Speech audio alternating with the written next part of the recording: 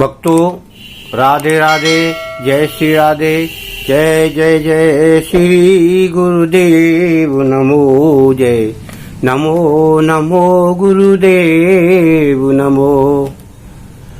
भक्तों, भक्ति की श्रृंखला में आप यदि रुचि रखते हैं तो एक ऐसा ज्ञान जो शायद सामान्य जन या शंका वाले व्यक्ति की शंका दूर कर सके, तो मैं आपको गीता में से कुछ थोड़ा सा बता दूं जिससे आपकी शंका दूर हो जाए और भक्ति में रुचि लेने लगें। क्योंकि अधिकांश लोग अनेक भक्ति के रास्ते बतलाते हैं और अपने अपने स्तर से बताते हैं कि ये भगवान बड़ा है, ये भगवान बड़ा है, इसकी साधना सरल है, इसकी भक्ति सरल है, इसकी भक्ति करने से ये मिलता है और इन भगवान की भक्ति ये करने से मिलता है। कोई गायत्री को बताता है, कोई कृष्ण जी को बताता है, कोई चक्रपाणी भगवान विष्णु को बताता है, कोई शंकर को बताता है। इसी प्रकार से 33 करोड़ देवताओं में कोई किसी को सब बतलाते रहते हैं अपने अपने ज्ञान, विवेक और बुद्धि के द्वारा और अनुभव के द्वारा। तो इस तरह सामान्य पुरुष जो विशेष ज्ञान नहीं रखता वो कुछ भ्रमित हो जाता है कि यार कौन सही है, कौन गलत है, किसका अनुपालन करूं, किस पर चलूं, किसकी साधना करूं, किसकी भक्ति करूं। इस परेशानी का कारण केवल एक ही है कि वह अब करे तो क्या करे। इसका उपाय मैंने आपको बतलाया है कि आप थोड़ा देखेंगे और समझेंगे। ये देखिए, ये आपके समक्ष गीता है, आप इस गीता का अध्ययन करें। गीता के अध्ययन में अगर पूर्ण रुचि ना हो आपको तो थोड़ी रुचि में ही आपका काम चल जाएगा। उसके विषय में मैं आपको बतलाता हूँ कि आप पूरा गीता का ज्ञान ना लें, न पढ़ें, न समझें, केवल थोड़े ज्ञान में ही आपको पूर्ण कल्याण हो जाएगा। इसीलिए आप उस पर थोड़ा सा गौर करें। 2 मिनट का, 2 मिनट में संपूर्ण ज्ञान आपके पास आ जाएगा। तो मैं सुनाता हूँ आपको कि भगवान श्री कृष्ण ने गीता में कहा है कि जो व्यक्ति गीता पढ़ेगा उसको सर्व ज्ञान मिलेगा। तो वो कैसे मिलेगा? सुनाने पर भी लोग भ्रमित हो जाते हैं। गीता इतना अखंड भंडार है जिसमें तमाम क्रियाएं हैं।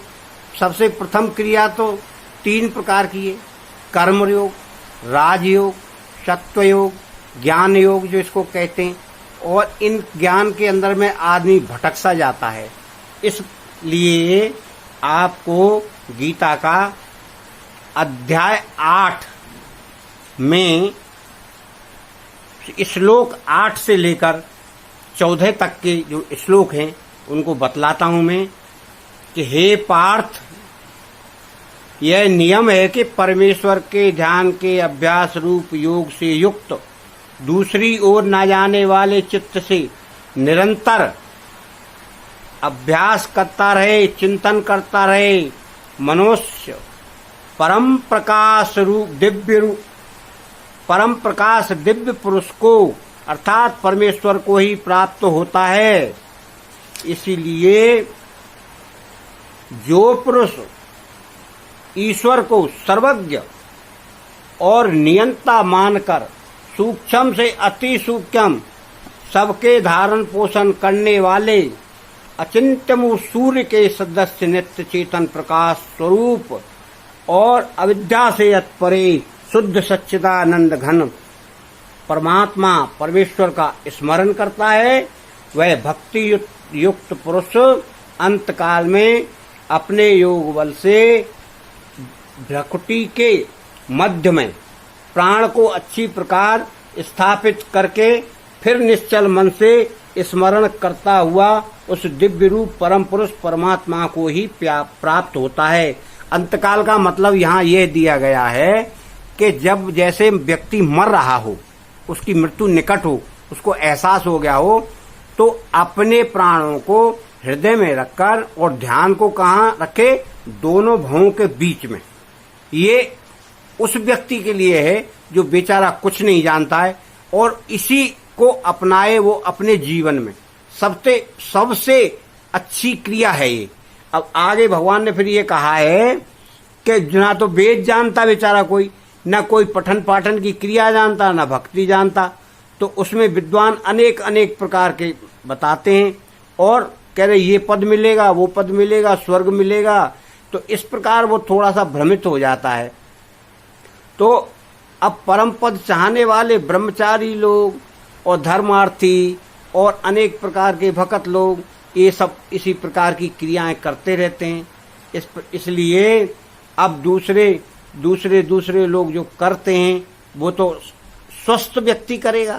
भाई मैं मरने के बाद क्या होगा वो तो वो समय की क्रिया है और मरते वक्त की क्रिया मैंने ये आपको बताई। अब क्या है, मरने से पहले व्यक्ति अगर ये सब कार्य कर ले तो वो उसने भगवान ने बताया है कि व्यक्ति इंद्रियों के सब द्वारों को रोककर तथा मन को हृदय से यानी हृदय में स्थित करके फिर उस अपने मन के द्वारा प्राणों को मस्तिष्क में स्थापित करे, यानी अपना ध्यान लगाए मस्तिष्क में और परमात्मा संबंधी योग धारणा है, मानी ईश्वर संबंधी योग धारणा, मतलब ईश्वर ऐसा करते हैं करके स्थित हो जाए मस्तिष्क में और उस ओम अक्षर का एक उच्चारण करे और उस अक्षर रूप अर्थ को भी समझे, ईश्वर को, यानी कोई भी ईश्वर जिसको आप मानता है उसको समझे, निर्गुण वाले निर्गुण को और सगुण वाले सगुण को।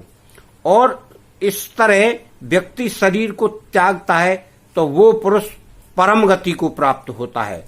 इस प्रकार उन्होंने सभी के लिए ये ज्ञान दिया है कि जो व्यक्ति मरते वक्त क्या क्या करता है तो उसका कल्याण कैसे होता है।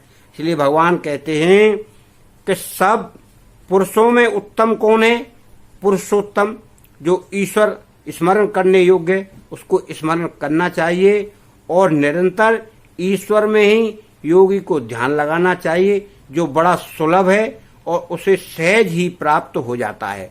वो ध्यान लगाएगा, इस तरह से अंत समय में ईश्वर के लोक को जाएगा वो। तो ये गीता का ज्ञान है, ये उस व्यक्ति के लिए है जो बेचारा कुछ न जानता हो, कुछ न समझता हो, गीता भी नहीं समझता हो और अनेक अनेक प्रकार के धर्मों में भ्रमण करता हुआ शंका में पड़ा हुआ कि मैं किसको मानूं, किसको जानूं, क्या करूं, क्या ना करूं। इन सारे ईश्वरों में एक ही ईश्वर को पकड़े और ये संक्षिप्त क्रिया है जो गीता में बताई गई है श्लोकों के द्वारा। और भी संक्षिप्त में आप अगर जानना चाहते हैं तो क्रिया ये है कि व्यक्ति मर रहा हो, मरने का उसे आभास हो रहा हो तो क्या करे कि अपने मन को हृदय में रखे और फिर ध्यान को भ्रकुटी के बीच में लगाए और लगाकर प्रभु का ध्यान करे और इस तरह प्रभु का स्मरण करे और जो उसका नाम ले और उसी ध्यान को बराबर बनाए रखे, मरते दम तक इंद्रियां शिथिल हो जाती हैं। इसी क्रिया में वो परम पद को पाएगा, ईश्वर के धाम को ही जाएगा। इस मरते वक्त उसे दूसरे विषयों का चिंतन नहीं करना है, सारे विषयों को छोड़ना है।